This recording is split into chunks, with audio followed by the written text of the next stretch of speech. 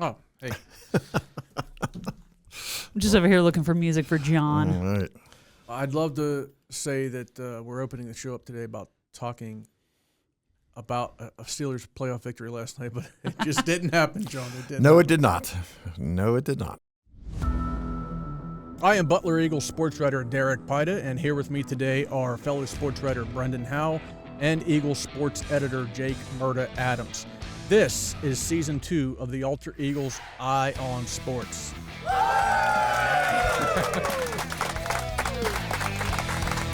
So I'm sure you watched the game. What were your thoughts? Well, I think it just reminded me once again, as happens so many times in football, that it's still, no matter how much you scheme or what kind of talent you have at the skilled positions, football is still, the heart of football is still the line of scrimmage. Always has been, always will be. And I think Houston won the line of scrimmage, I thought, on both sides of the football. They could run the ball. The Steelers failed to run the ball or couldn't run the ball.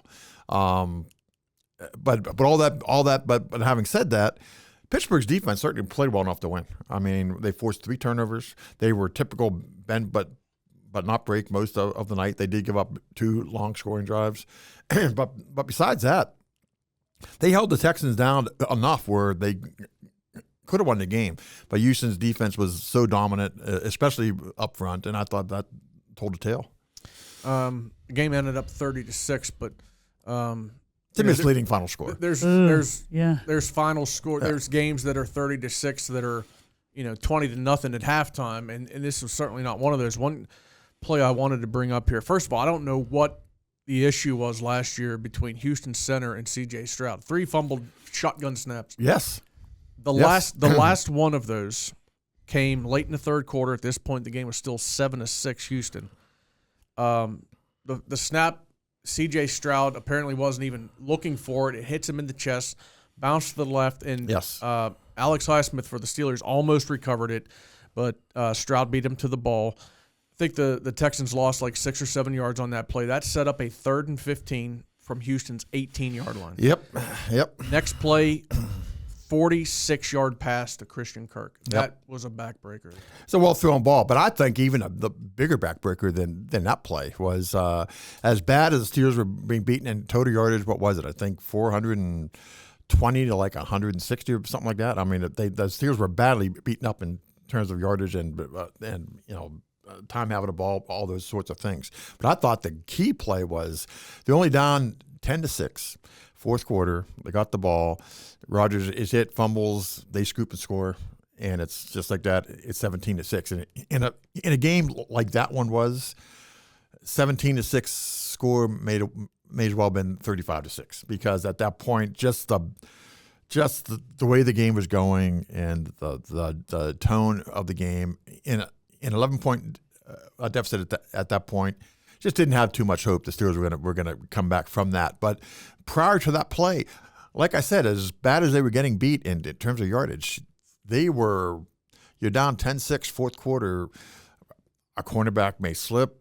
A guy sneaks behind the secondary. Or defensive touchdown. Right. Somebody misses a tackle, and all of a sudden you get a long play for a touchdown, and you got the lead. I mean, watching that game, I kind of had that feeling, this could happen. I mean, I know Houston is dominating this game, but the Steelers are very much in this game. But until that scoop and score, and to me, that took the wind out of the sails for everybody.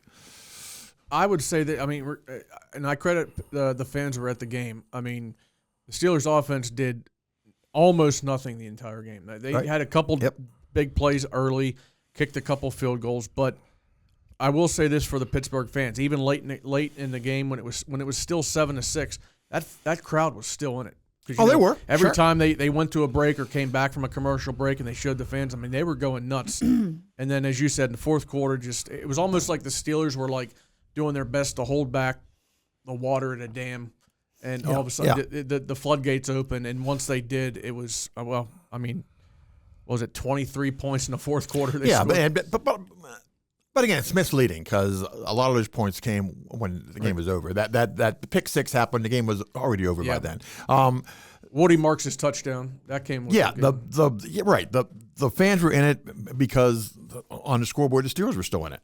That's what I mean. But that scoop and score play, it took away everything. I think it took the fans out of it. It pretty much on the scoreboard, it took the Steelers out of it.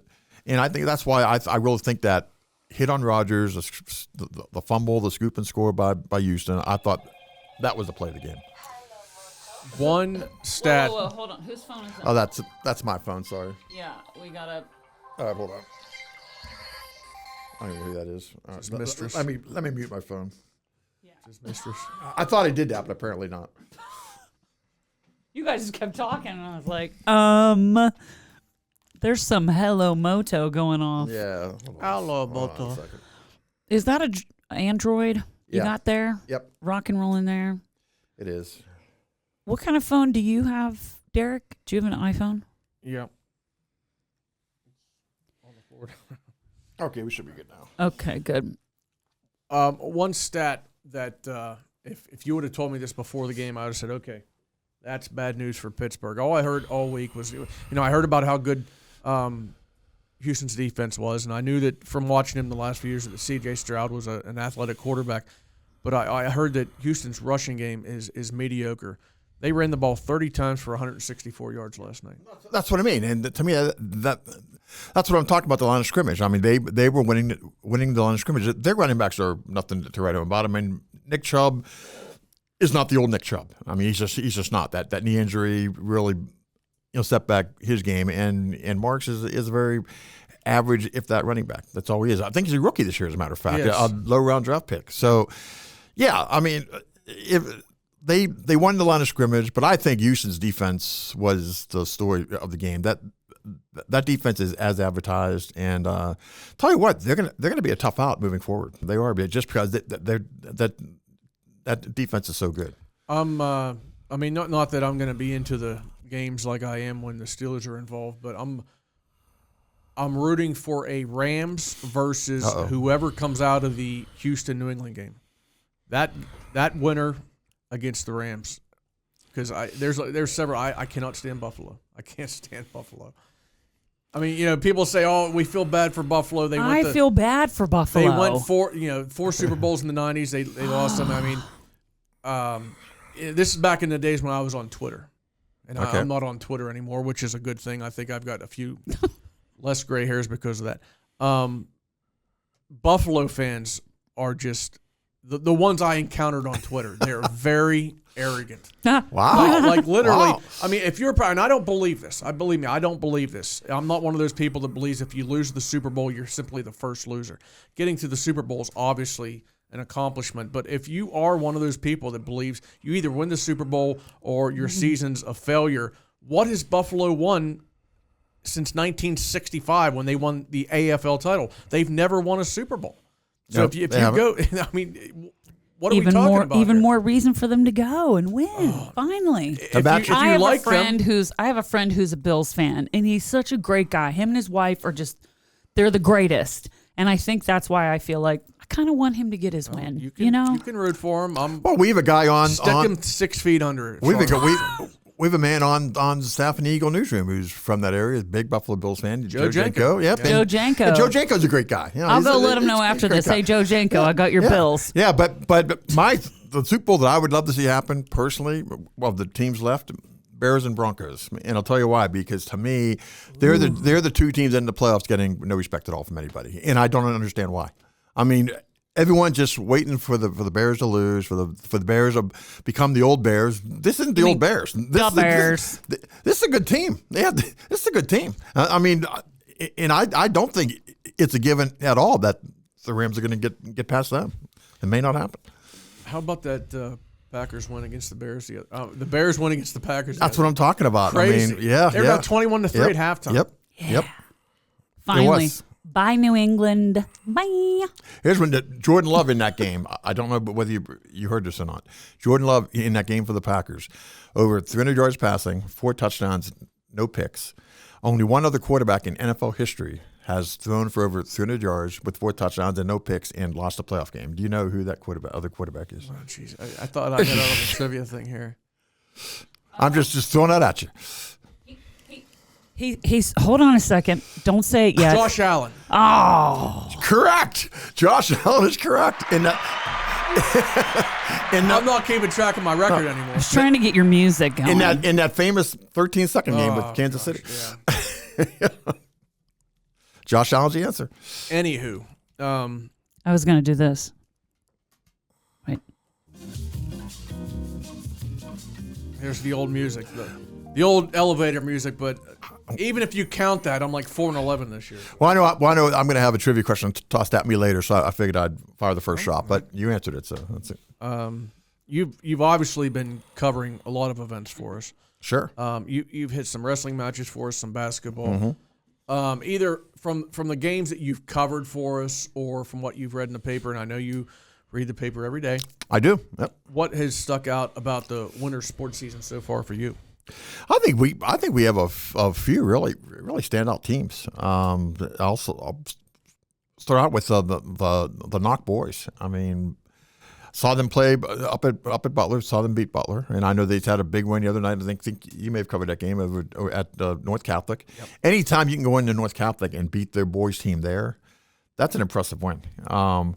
So they're a veteran team. A lot of starters back from last year. They, of course, Jordan Bauman moved on, with his dad when his dad left as coach there. Jackson Bauman. Yep. Yeah, but I'm sorry, Jackson Bauman, my mistake. But Roman DeFelice has stepped in as point guard there, was doing a great job, and they got the perfect coach to me to replace Bauman and Joe Lafko, a veteran guy, knows how to win. Loves experienced players. I think that's one of the reasons. In fact, he admitted to me during a basketball media day, that what attracted him to that Knock job was the veteran talent they had coming back. He loves working with experienced high school players, and he's doing a great job with those boys. And I think watch out for them. The girls team from Seneca Valley. I personally haven't seen them play yet, but I know they're very good. I don't believe they've lost a section game yet. Natalie Hambley, great player. I think she went over 1,000 recently. Did she not? No. Yep. Reese McFadden, good young sophomore, already getting D1 college interest. Carson City's girls, they have a stand-up player in Naomi Vaneski. They're going to be a force to be reckoned with in District 9. So there's just a few basketball teams I can throw out there. And I haven't seen any boys wrestling matches yet. I have covered the Butler girls a couple times. And one thing that bothers me a little bit, and I know it's probably because girls wrestling is still fairly new. It's still only the third year in the state of Pennsylvania as a recognized program. A lot of forfeits. A lot of teams either won't match up certain girls against certain girls, or they just don't have the numbers yet. But I would love to see, and the day is going to come when these girls' wrestling teams can fill full lineups and full matches. Right now, that really has not happened yet. Talking to the girls' coach, Jess Layton from Seneca Valley, I talked to her about that subject the other night, and about having a full lineup. And she said, we actually have one, but we have some girls hurt right now. And it's the first year they've had a junior high team. Butler doesn't have a junior high girls team yet, but I'm sure that's coming. And when that happens and these girls start to develop like the boys do and come up through, I think girls wrestling, could really take off. It's got a stranglehold now because but it's only 3 years old. So I think it's going to come. But that's the thing I noticed about those matches. Just too many forfeits right now. You mentioned Knock boys win last Friday night at North Catholic. I covered it. Mm-hmm. Yeah, obviously. I mean, that's for a section game at home, North Catholic's gym gets rocking. I mean, they have a very loyal student contingent that comes in. But Knock also had a bunch of students there for that game. They realized it was a big game. The one thing I did notice about Knock, I have noticed about Knock this year. Number one, when Joe Lafko became their coach, we knew him from years as Hampton's boys coach. Yes. And I'm not going to be confused with an X's and O's guy when it comes to basketball, but I was confident no matter what talent Knock has on the roster this year, he's going to be able to get the most out of it. I mean, just a veteran coach. No doubt about that. There's nothing that happens on the basketball court, offensively, defensively, that Joe Lafko hasn't seen. The one thing I will say about Knock is you mentioned the Roman DeFelice, his brother Vinny Yes. DeFelice Yes. is on the team. Tegan Finnegan, who still has the school record in points on his radar, depending on how things go over the next 6 weeks. Lang. Derek Remember? Lang Yep. and Liam Avon. Yes. Now, once you get past those 5 starters, they're not a deep team. So, obviously, foul trouble could, derail them in a game, and if that game happens to be a playoff game, that could mean their season.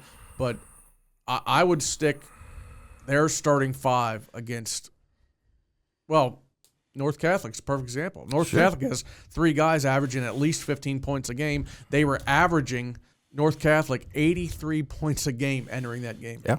And Knock held them to 56. North Catholic likes to play, they're like the old UNLV running Rebels. They want like to up out and and run. down. Sure. Yep. And Knock forced them into playing for much of the game, not the whole game, but for much of it. They forced North Catholic into playing a half-court game, and that kind of took them out of their rhythm, and they ended up scoring 56 points. Knock won the game 65-56. Also, and I'm not doing this to, shine a light on a defeat, but just because he's so good, and I believe it was just his 8th career loss at the varsity level, Butler wrestler Santino Sloboda fell in the semifinals this past weekend at the Midwinter Mayhem tournament out at IUP. He lost to a kid named, I have it written down here, Emilio Albanese from Emmaus. Emmaus is a school out east. But that was a 127-pound semifinal bout, and Sloboda dropped a 3-1 decision. Still has Cole Baxter's school record, which I believe is 164 wins at Butler.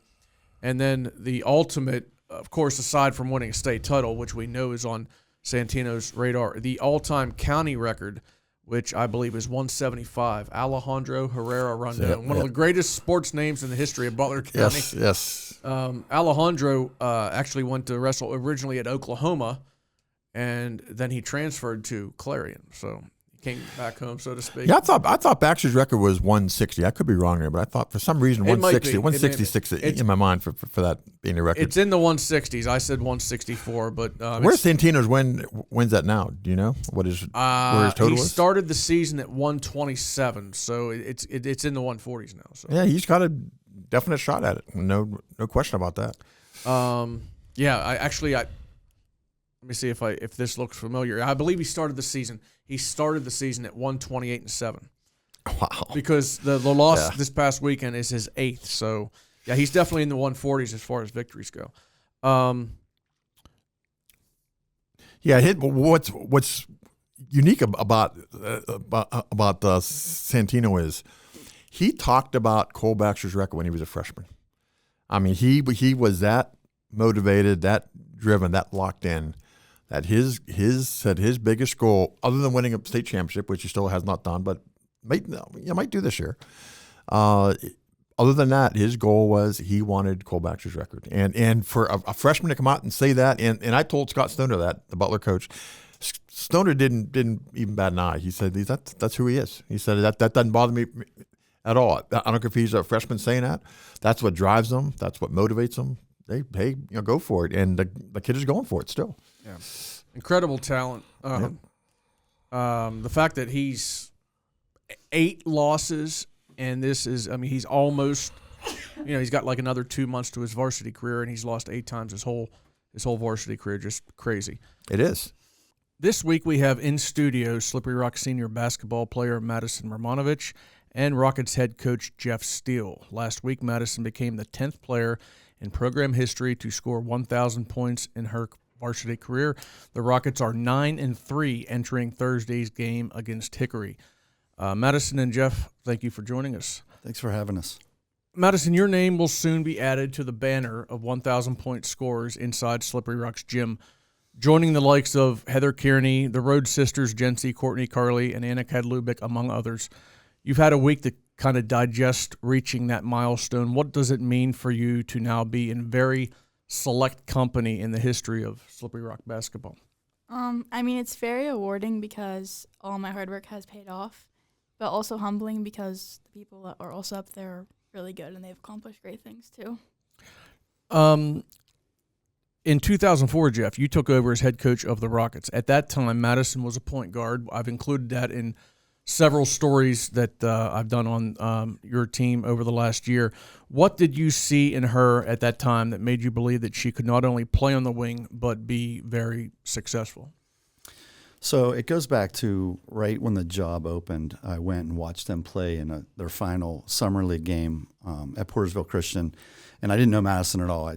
She came from Butler Catholic, so she came to Slippery Rock as a ninth grader. Never saw her in our youth program. And that day, I saw her strength and her passion and her competitive nature, and she demanded the basketball. As we got into fall winter camp, we were playing and we were instituting my system, and again, just her ability to score and how strong she was and how relentless she was getting to the basket. I just believe that with Brielle on the team also and her athleticism, moving Madison to the wing would afford her some more opportunities to get the ball in better scoring positions rather than having teams tear up, from 60 feet and be able to run and double her or make her get rid of it. So, I just talked to her last week and told her that, last year we had this conversation and she was upset and I didn't know how it was going to work. And thank goodness it worked out the way it did. So both of us are happy. Madison, to describe your play this year as playing at a high level doesn't seem to do it justice. Here's just some of your top stats: 23 points per game, 6.5 rebounds, 3.4 assists, 3.3 steals. You had a really good season as a junior: 16 points, 8 rebounds. But can you describe the offseason that you turned in? What type of work did you get in, and how confident were you entering this season that you would be able to take your game to that next level? During the summer, we did a lot of team camps, and also we played summer league with the team. And I also play for 2 AU teams, so I did work with them also during the summer. And I think those leagues definitely helped me become more competitive and learn how to play differently and take better shots. And then I think confidence-wise, mainly the same as last year. But I feel like this year, since CJ is gone, there's a lot more that I have to do to contribute to the team, along with other people. They also need more to contribute this year since she's gone. And yeah, I think it just all came together this year differently, but in a good way. Jeff, you instituted a different style of basketball when you became coach. You like a fast pace, and it certainly worked for Slippery Rock. But some key players did graduate from that team from last year: C.J. Sabo, Bell Miller, to name two. Aside from some new faces making the plays this year, or maybe some old faces making more plays, is there any difference in what this year's team looks like as opposed to last year in terms of the way you guys are finding ways to win games? Yeah, last year, this group was learning how to win, and we had some games that were probably closer than they should have been because they weren't real sure of themselves. They had some rough seasons leading into last year, and it was almost like they were surprised they were winning. And so, we got through that, and we were able to navigate the schedule last year and win some games and build some confidence there. And then going into this year, we're running the same philosophy, but now I'm able to stack some different things in there and do some things that are different, change some things up during the course of the game. They can make some changes on the fly, where last year they were just trying to get comfortable with the system and get comfortable with the conditioning because, again, the way we play, I heard this quote a couple weeks ago from a boxer that said punches and bunches. And that's kind of the way we are, is the game will be kind of slow and sluggish, and then all of a sudden, we rattle off 6 or 8 or 10 points in a row, and it kind of separates us. So I think the growth of, CJ being gone and Madison stepping in and surpassing kind of what CJ was giving us statistically, and Brielle jumping up and kind of taking over the stat line that Madison had last year. It's kind of the same, but different players, and it's been successful for us. You still using the shot clocks in practice? We are. I think last week we did 10-second shot clocks, right, Madison? So in a few years, it's actually going to be implemented. So yeah, and I was a big proponent of it. I think kids want to play. They see all the stuff on TV, and the game's fast, and they want to play fast, and they want to have fun. And take the anxiety out of missing and turning it over because, again, you've heard me say this is possessions. The more possessions you have, the more mistakes you can get away with, and that's kind of where we are. Madison, as I mentioned her stats, they're obviously leading the team, but there are other girls playing well. You guys are 9-3. Other girls who are contributing and bolstering the team's chances to make this year successful from a team standpoint. Who are the other key pieces on this year's team playing alongside Madison? So, Gia Kovacic started for us about midway through the season last year, and she's really growing. Her role, she's scoring more than I thought, but she's rebounding and defending. We typically have her guarding the other team's best player, and she's been doing that and rebounding and assisting. And, now she's able to get in the scoring column a little bit because of the attention that Madison and Brielle take. And then another sophomore, Vanessa Hinkle, was a fantastic athlete. She's got a long, lean body, and, she's rebounding the ball great, and she's been super efficient, makes her free throws, rebounding, and so she's been a big surprise as well. Madison, how have teams changed up the defenses that they're? I mean, they looked at what you did last year, 16-8, but as this year has gone on, and you've been consistently scoring 20+ points per game, how have teams changed playing defense against you? How are they trying to at least contain you? I think they're playing a lot of zone, but that's not mainly because of me. I think as a team, we need to work on zone. But also they face guard me sometimes in zone as well. But I feel like it's not that much different than last year, maybe a little bit more. But we haven't really played region teams so far, so I'm sure that will change. Jeff, you gave me a comment the other day. I think it was in the story that ran in the paper when Madison scored 1,000 points.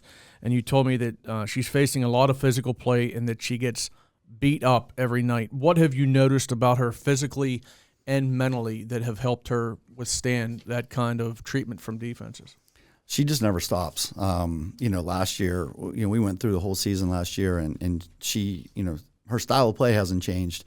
And she was getting bumped, and she plays around the rim and plays off of 2 feet. So girls are leaving her feet, girls are bumping her. They're trying to face guard her and hold on to her.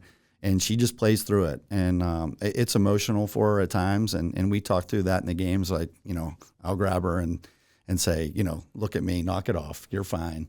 And she goes out and she is fine. And she perseveres through it every night. I mean, there's physical play with her every night. She's on the ground a lot, but she never complains. She gets back up and just keeps on fighting the fight. So physically and mentally, she's as tough as they come.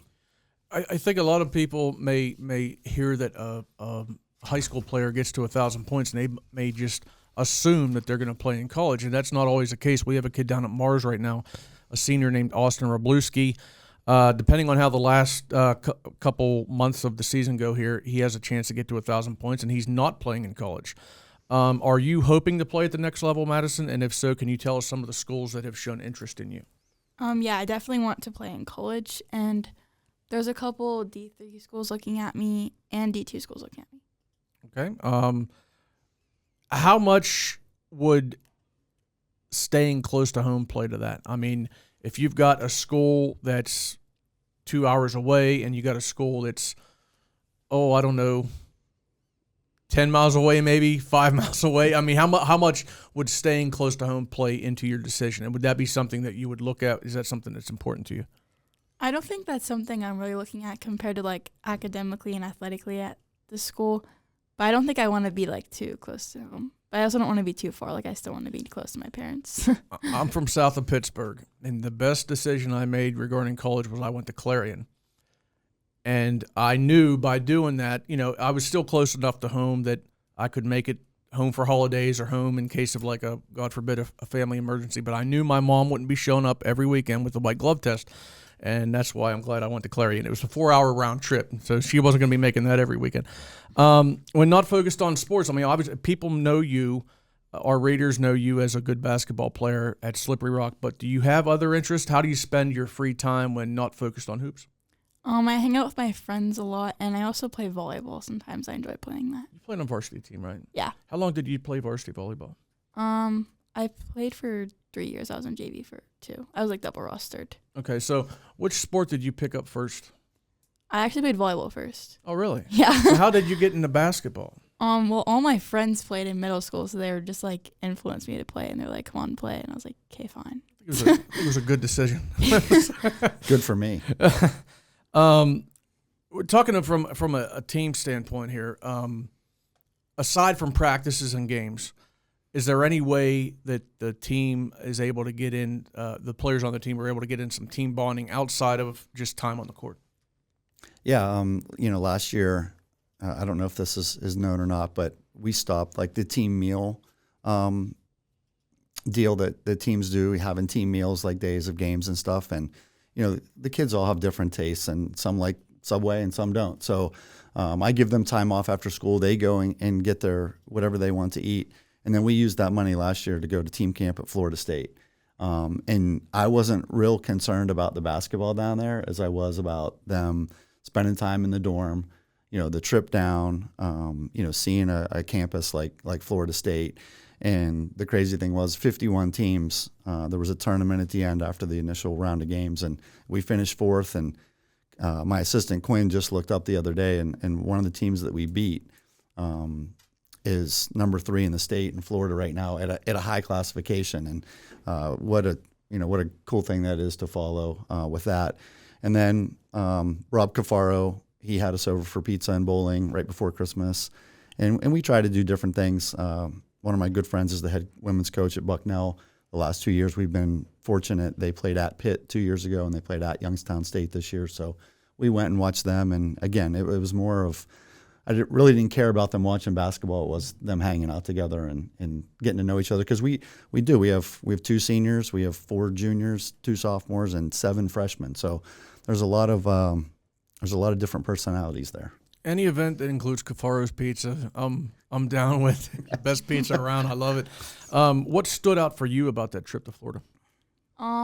It was really fun, and I really enjoyed it. And also, it was like good to have different competition and like other people I don't play all the time, and to just enjoy it with my friends as well. Like going to Florida together is just a good experience.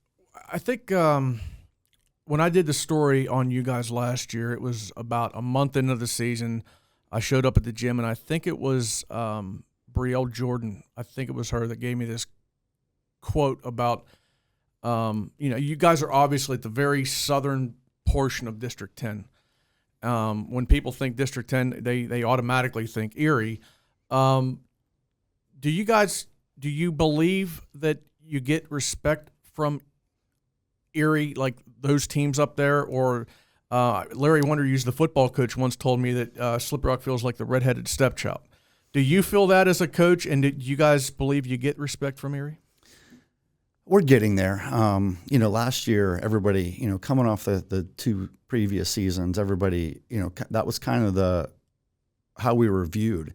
And then when we won the region last year, somebody told me this, and I should have known this, but that was the 8th region championship in 10 years. So we've been super consistent in that region. But again, even on the region championship trophy, all of the counties in District 10 are on the trophy except for Butler County. So when they handed me the trophy, I handed it back and said, "Hey, this is wrong." And he goes, "What do you mean?" I said, "Well, Butler County is not on the trophy." And he kind of gave me a hard time. But Forest County is, and there are no District 10 teams in Forest County. So I was going to point that out. Yes, yeah. That's true. I just felt like giving you applause for that because I think it's a good message, right? To speak up in a moment like that. And I don't know, I just wanted to say that's my 2 cents. Okay. Take Forest County out, put Butler County on. Right. Yeah.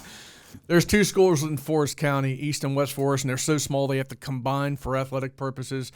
They play in District 9, and they get their butt kicked in pretty much every sport. Anyway, Jeff, obviously you're as the head coach of the varsity program, you're not only focused on the here and now when it comes to the varsity team, but you're looking ahead too. You always got to keep an eye on what's coming up. Do you think, is that in place yet? I know you're just halfway through your 2nd year, but the growth of the program and what the future may bring, do you see, is that in place? Do you see the growth and what could be coming along in the future for Slippery Rock? Yeah, so in 2019, I actually started Slippery Rock Basketball Youth Development. And we have been running program, we call it Skills and Drills, in October. And then we divide into teams, and we play in a couple of area leagues, Newcastle, Mercer County League. I got teams playing in a New Wilmington League right now. So, and it's boys and girls. So I'm a basketball guy, and, I didn't really feel like we had primary basketball kids. They were all kids that had other primary sports, and basketball was just something they did. And now on the boys' side, you're starting to see that sophomore group that there's 3 primary basketball kids, and that was my goal. And then on the girls' side, Vanessa Henkel and Gia Kovacic, who are having great sophomore seasons this year. That was my first group, as 3rd or 4th graders. So yeah, I'm seeing it. And then my daughter, her junior high group had one of the best junior high seasons ever as 7th graders this year, playing 7th and 8th grade schedules. So yeah, it's coming, and I'm excited for it. I'm excited for both programs, the boys and the girls, because we finally had a consistent youth program where we're building something. And I hope we continue to get the participation and get the primary basketball kids. Now, I want kids to play all the sports. Multi-sport athletes are key to any successful program, especially at the classification that we're at, 3-4A. You need kids, your best athletes, playing more than one sport. And if you knew who my spouse was, if I said that you had to pick one sport, I think her 5 different varsity letters in 5 different sports at Butler would prove otherwise.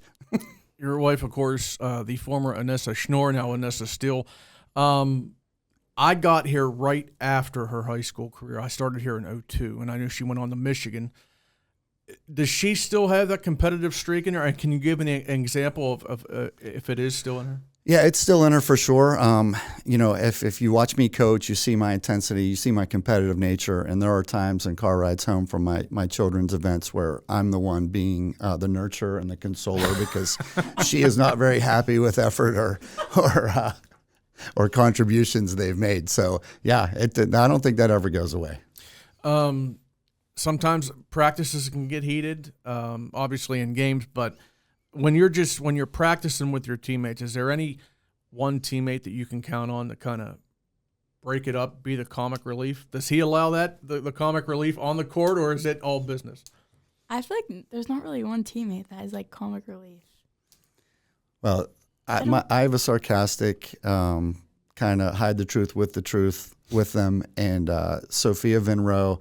Usually when I say something that goes over all their heads, I look at Soph and she winks, and she's the one that gets me. So she's my go-to when I need somebody. Then they go into the locker room and say, "What did he mean by that, Soph?" And she tells them. Just because of when we do these interviews, it's always early mid-afternoon, and we know kids have school, they're getting ready for practice, coaches have jobs, they're getting ready for games and practices. So the vast majority of these interviews are done via Zoom on the computer, but it is a treat anytime we can have the people come in, the guests come in, and we can spend some FaceTime. And I appreciate both of you guys for coming in and allowing us to do that today. It was really a treat, and we wish you the best of luck for the rest of the season and your rest of your career. Thank you so much for joining us. Thanks for having us. It's been a pleasure, and thank you for everything you do for our coverage, because truly, as a WPIAL newspaper, I guess, District 9, it's nice to have someone focus on us. Now, if we have a feature story on a kid from Forest County, Jeff will be like, "What's going on?" He'll be like, "What's happening?" Thank you. Yep, thank you so much. Do you have anything else you want? Do you have anything else you want to say? No, I don't think so. No, you're good. Thanks. She does her talking on the court. Thanks, Mom and Dad. Oh yeah. Thank you, Mom and Dad, for everything you do for me. Yay! Are you ready to be challenged, John? Challenge me. Hit me. Okay. So if you need a few minutes to think about this, we can ask the question. Okay. And then go to Beyond Butler and then come back to the answer. Or if you know it, you can just answer it. No problem. So September 30th, 1972, of course, Roberto Clemente recorded his 3,000th and, as it turned out, last hit off of John Matlack at Three Rivers Stadium. Just 3 months later, he was killed in a plane crash while trying to deliver earthquake relief supplies to earthquake victims in Nicaragua. I remember that well. The following season, 1973, what player played the most games in Clemente's old position, right field for the Pirates? Ooh. I know Manny Sanguin was the opening day starter in right field, but he did not stay there long. Because he was not good there? I don't think it's him. Sanguin wasn't a good outfielder? No. That was an experiment. Well, they did for two reasons. They wanted Milt May's bat in the lineup in regular. Milt May was a promising young catcher at the time, and they wanted his bat in that lineup, so they figured Sanguin volunteered to play right course. Of course, Sanguin and Clemente were very close. And Sanguin volunteered, hey, I can play right field. But, well, it turned out that he couldn't play right field, so that experiment didn't last long. But, wow, you're going to give me some time on this one. Okay. Apparently, it's breaking news on ESPN right now. I guess last night's playoff loss against the Texans was Mike Tomlin's last game as Steelers head coach. He stepped down today. John, it's kind of a mixed bag. I mean, there's obviously good things, there's bad things that you could say about Mike Tomlin as a coach, but how are you going to remember him as a Steelers fan? Oh, I'm going to remember him as a potential, and I say potential because it's certainly not a guarantee of a Hall of Fame coach. I look at his record, put it up with Bill Cowher's record. Of course, Bill Cowher went to the Hall of Fame. Their records are very similar. They both won a Super Bowl. They both lost a Super Bowl. Both were steady winners. Both had numerous playoff teams. So I've got to believe Mike Tomlin, regardless really of what he does in the future, he certainly, if he wants one, and I'm assuming he does, we'll get another head coaching job next year. There's a lot of openings out there. Just like John Harbaugh, who the Ravens fired, is going to already has his name linked to numerous jobs. You're going to see Mike Tomlin's name very quickly get thrown into that mix as well. So, but to answer your question, remembering his career with the Steelers, very positive. Like I said, never a losing season. And I know Pittsburgh fans hate to hear that. They're tired of that. They don't want to go down that road, but I will, simply because no other NFL head coach in the salary cap era, and I emphasize that, in the salary cap era, has done that. I mean, and there's a reason why it hadn't been done, because it's virtually impossible to do. Tomlin pulled that off. Had his team in the mix every year, whether they made the playoffs or they just missed. I can't remember, correct me if I'm wrong, Derek, but I can't remember one year during Tomlin's tenure here in Pittsburgh where they were out of it entering the last week of the year. I can't think of it one year. It happened one time. 2012. Yeah. I mean, so that's incredible when you think about it. In his Steelers tenure, which included now 19 seasons, he coached exactly one game where the Steelers were out of the playoffs. That's incredible to me. Yeah, just incredible. No other coach in the NFL who's coached for, I'm going to say, more than a decade can probably say that. I think for me, and I mentioned this at the opening here, to me, for Tomlin, it's a mixed bag. I think he was a good coach. As you said, it does irk me when Steelers fans or people who claim to be Steelers fans just kind of sweep the fact that Mike Tomlin has never had a losing season under the rug. As you mentioned, salary cap era, it's literally a different brand of football than you grew up with, obviously. Yeah, yes. You look at the coaches that are in the Hall of Fame, and I'm not saying I would put Tomlin in, but you look at the coaches in the Hall of Fame, Landry, Shula, Belichick's going to be there. Sure. Andy Reid's going to be there. Yep. Bill Cowher's in there. They've all had losing seasons. Mike Tomlin's never had one. No. Now the point that I think the flip side of that is he's coached the Steelers 19 seasons. They've won a playoff game in 4 of 19 seasons. Right. Yep. That's disappointing. It is. That's disappointing. It is. The other thing that's disappointing is his record against teams with, I think, 4 or fewer losses in December. It was like just horrible. And that stat is hard to explain. I mean, I forget what the numbers were. 4 fewer wins. Yeah, when Mike Tomlin coached Steelers teams faced an opponent with 4 or fewer wins in December, their record is like 1 or it might be after Thanksgiving, whatever the time frame is. Might be like 1-8 or 2-10 or some bizarre stat like that. That's hard to explain, but to me, that's the only downside. You mentioned the 4 years they won playoff games in the 19, but to me, he always had them there. Steelers seasons were always interesting from start to end, And whether that goes away now with the coaching change coming, who knows? But that's something that I hope Steelers fans don't live to regret. Man, when Mike Tomlin was here, we were in it all the way through every year. And I kind of wonder if that's going to change with a new coach coming in. Some fans talk about replacing Tomlin, and now that he is out, they're going to have to find a replacement. But even in past years, they would talk about, why don't they just get rid of Tomlin? They act like if you get rid of Tomlin, it's just as easy as picking, okay, you come in and coach the team, and we're going to do better. The Steelers can do a lot worse under the next coach than they did under Mike Tomlin. Always a gamble. Always a gamble when you lose a winning coach for whatever reason, whether you fire him, whether he resigns. Always a gamble. People love to look at the Eagles when Andy Reid left or got fired. Oh, worked out great for both parties. He went on to Kansas City, won Super Bowls. Our new coach came in to Philly, won Super Bowls. But what about Tennessee Titans when they get rid of Mike Vrabel? Look at them now. Are they still in the NFL? Oh my gosh. You don't know what's going to happen. Mm-hmm. This is only Mike Tomlin leaving here. It's not just the head coach. Let the dominoes fall now. You're gonna lose your offensive coordinator. You're gonna lose your defensive coordinator because your new coach is gonna name all his people. I mean, you don't know. Do they go young again, like they have with their last three head coaches? You remember when Chuck Noll was hired, Bill Cowher was hired, Mike Tomlin was hired. They were all young unknowns. All three of them were. They were assistant coaches. They weren't considered head coaching candidates.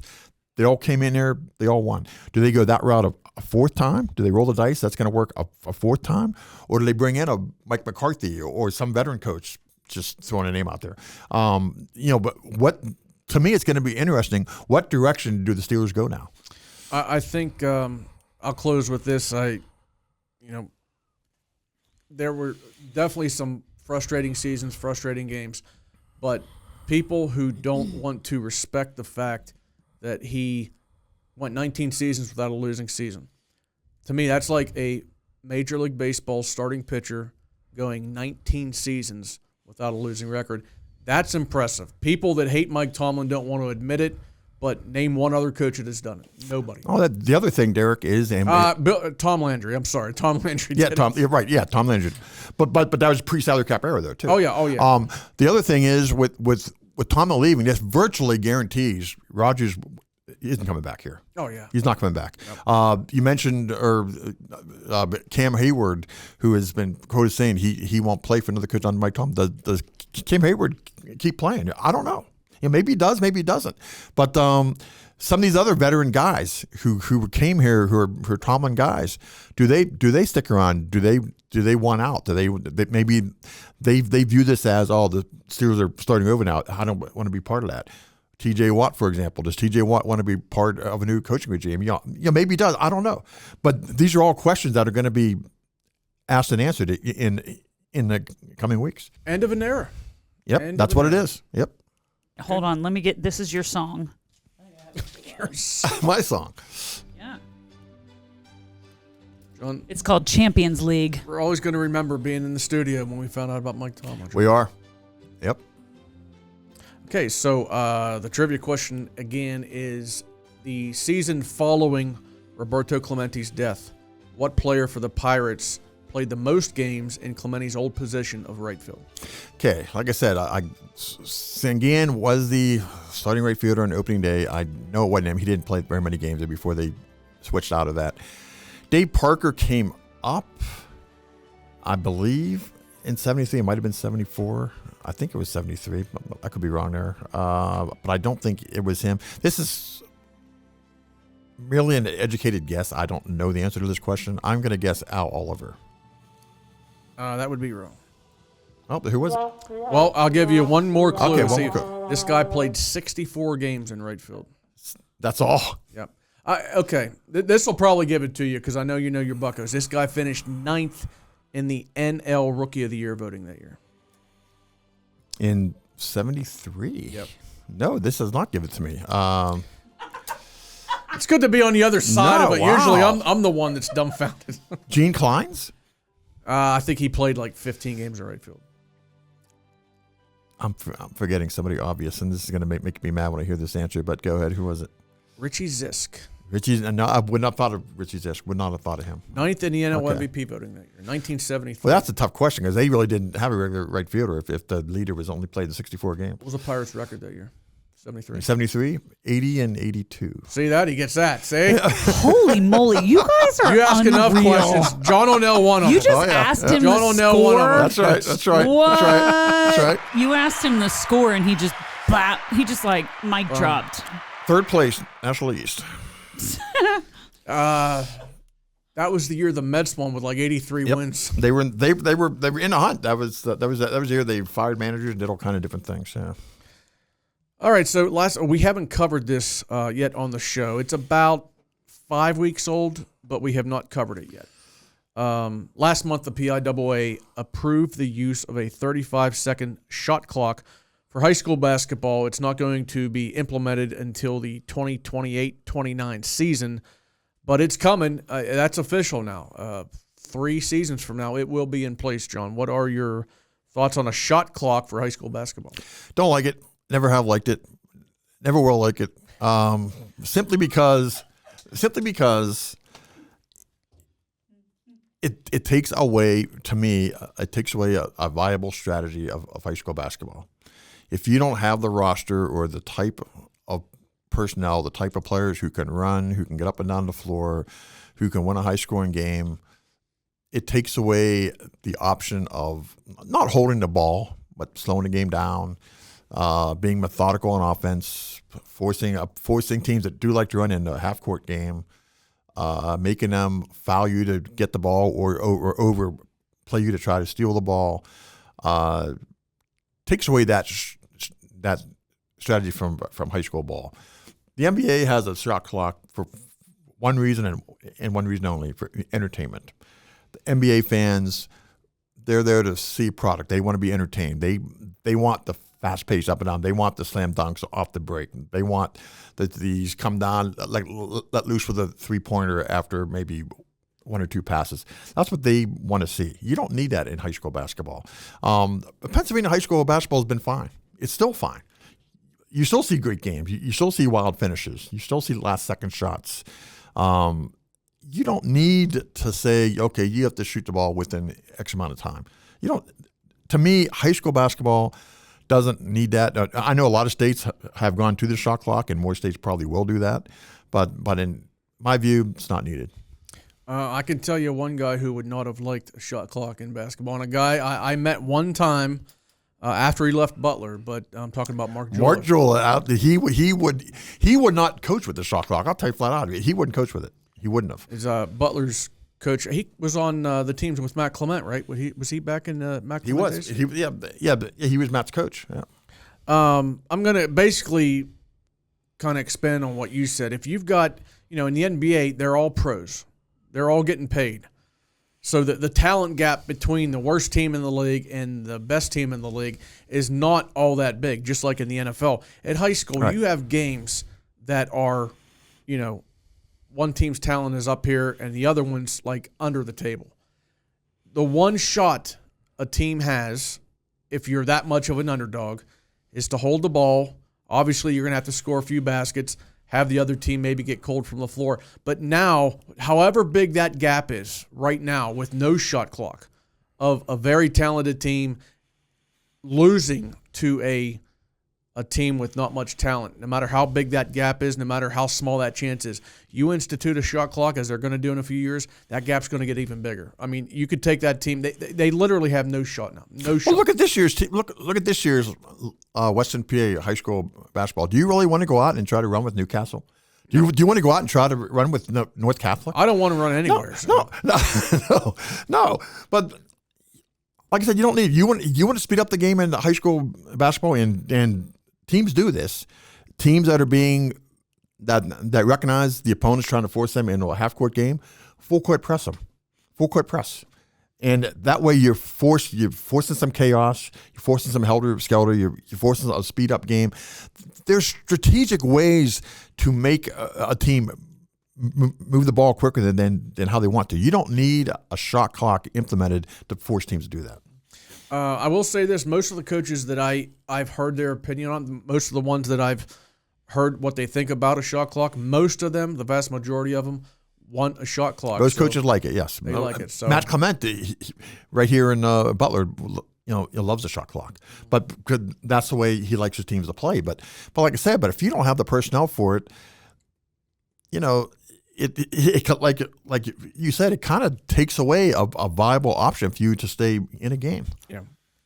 But it's coming, and I will say this: it's going to create an interesting variable for people like myself. If I'm still lucky enough to be here to be covering games when that first season comes, that 28-29 season, it's going to be kind of a different dynamic covering games with a shot clock. But it's a few years down the road, so if you like high school basketball without a shot clock, get out in the next two and a half seasons to watch it, because it's coming in 2028. It is. Thank you for joining us this week. I'm glad to do it, always. We encourage you to subscribe to the Butler Eagle YouTube channel and Apple or Spotify podcasts, or your favorite podcast platform. Follow us on Instagram and Facebook at Alter Eagle Podcast and at Butler Eagle News. Goodbye.